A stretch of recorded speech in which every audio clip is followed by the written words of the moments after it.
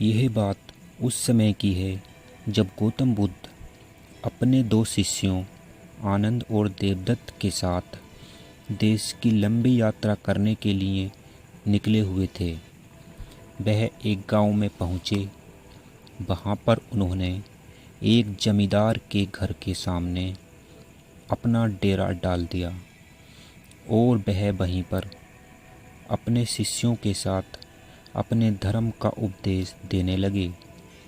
गौतम बुद्ध के छोटे शिष्य आनंद की उस जमींदार के साथ कुछ वार्तालाप हुई, जिससे उनका एक अच्छा खासा परिचय हो गया। अब जब भी गौतम बुद्ध अपना उपदेश सुनाते थे तो वह जमींदार उनका उपदेश सुनने के लिए उनके पास चला आता था।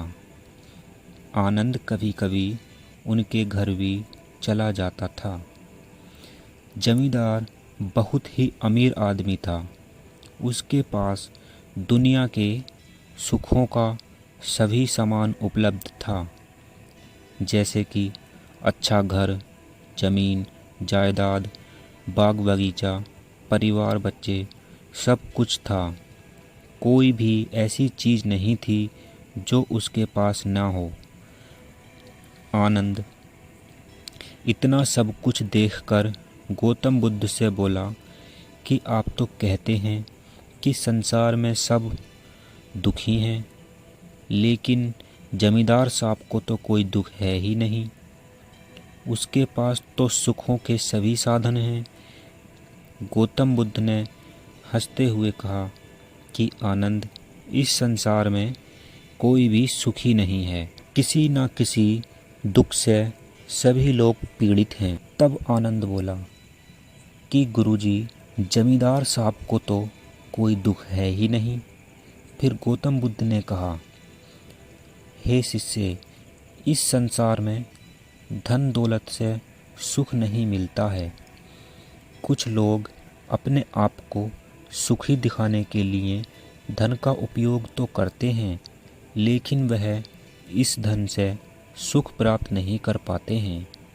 अगर तुम्हें ऐसा लगता है कि जमींदार एक दुखी आदमी है, तो तुम जाओ और उस जमींदार से उसके सुख दुख के बारे में उससे पूछो।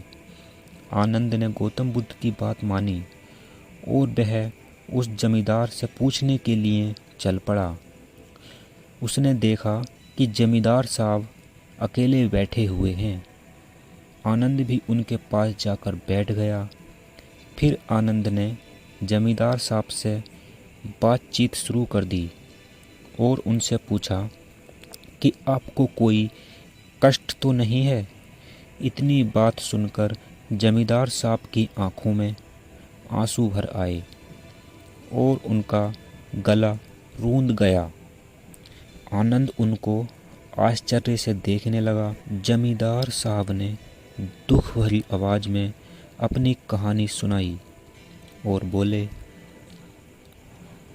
आनंद, मेरे जैसा दुखी इंसान आपको इस दुनिया में नहीं मिलेगा। मैं किसी तरह से अपने दिन पूरे कर रहा हूँ।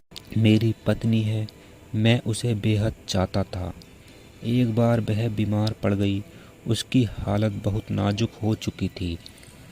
मैंने उसके उपचार में अपनी जान भी लगा दी, पर डॉक्टरों ने अंत में जवाब दिया, अब यह उठ और चल नहीं सकती। किसी भी दिन यह इस संसार से विदा ले लेंगी। मुझे डॉक्टरों की बात सुनकर बड़ा धक्का लगा और मैं सोचने लगा, कहीं इसके जाने के बाद मेरी दोबारा विवाह करने की इच्छा जागृत ना हो जाए।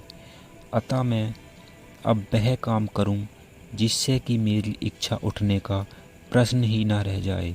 और मैं अपनी इच्छा त्याग कर अपने काम पर ध्यान देने लगा। लेकिन भगवान की मर्जी कुछ और ही थी। मेरी पत्नी का स्वास्थ्य ठीक होने लगा। यह देखकर मैं बड़ा ही प्रसन्न हो रहा था।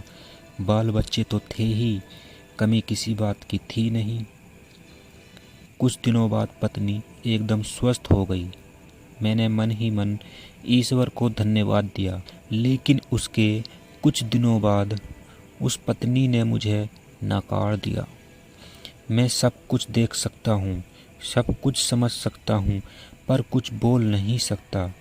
जबान पर ताला लगा है और जी रहा हूँ। मैं कभी इस बात को सोच भी नहीं सकता था कि जिस पत्नी के लिए मैंने अपनी इच्छाओं की कुर्बानी दे दी, वही मुझे नकार देगी। यह कहकर जमींदार रो पड़ा। आनंद उस जमींदार की सारी बातें चुपचाप सुनता रहा और वहाँ से उदास होकर लौट आया। फिर गौतम बुद्ध ने आनंद से पूछा, कहो आनंद, जमींदार साहब सबसे सुखी है ना? तब आनंद ने अपना सिर ना के रूप में हिलाया और चुप रहा। गौतम बुद्ध ने कहा, यह दुखिया सब संसार, सो सुखिया जिन स्वयं आधार। इस संसार में वह सभी लोग दुखी हैं जो दूसरों के सहारे रहते हैं। केवल वही व्यक्ति सुखी रह सकता है जो स्वयं को अपना आधार मानता है। दोस्तों, अगर ये कहानी आपको अच्छी लगी हो तो आप कमेंट में बता सकते हो, और अन्य कहानी सुनने के लिए हमारे चैनल को सब्सक्राइब कर सकते हो।